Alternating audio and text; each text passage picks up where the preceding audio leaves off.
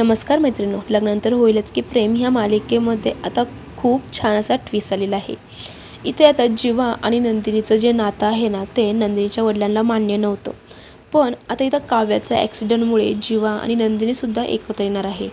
जीवाच्या जीवाच्या वडिलांसारखंच आता नंदिनीच्या वडिलांनीसुद्धा जीवाला माफ केलेलं आहे. तर इकडे आता काव्याला थोडीशी शुद्ध आलेली असते, पण जेव्हा पार्थ तिचा हात धरतो तेव्हा ती म्हणते, कोण आहात तुम्ही, माझा हात सोडा. तर पार्थ म्हणतो, काव्या तुम्ही असं काय करता, अहो मी तुमचा पार्थ आहे. तर काव्या म्हणते, तुम्ही माझा पार्थ असू शकत नाही, कारण तुम्ही जर माझा पार्थ असताना तर आतापर्यंत तुमचं माझ्यावरती प्रेम आहे हे तुम्ही कबूल केलं असतं. तर पार्थ म्हणतो, एवढ्यासाठी तुम्ही मला किती मोठं टेन्शन दिलं तुम्हाला माहिती का. तर काव्या म्हणते, मग आता तरी तुम्ही तुमचं प्रेम व्यक्त करा ना.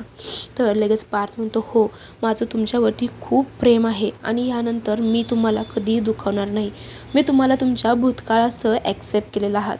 तेवढ्यात नंदिनी आणि जीवा तिथे येतात आणि ते दोघंही खूप खुश असतात ह्या दोघांना बघून.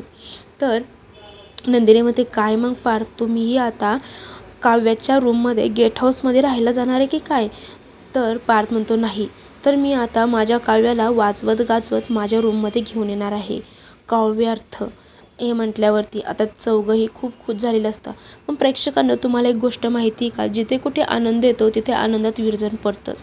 जसं की आता गुरुजींनी सांगितले होते की पार्थ आणि रम्याचं लग्न होणार आहे म्हणून. तर आता रम्याची पुढची चाल अशी काहीतरी आहे की त्यामुळे पार्थ आता रम्याला लग्नाला हो म्हणणार आहे. तर ते कसं जाणून घेण्यासाठी आत्ताच चॅनलला सबस्क्राईब करा, व्हिडिओला नक्की लाईक करा. थँक्यू.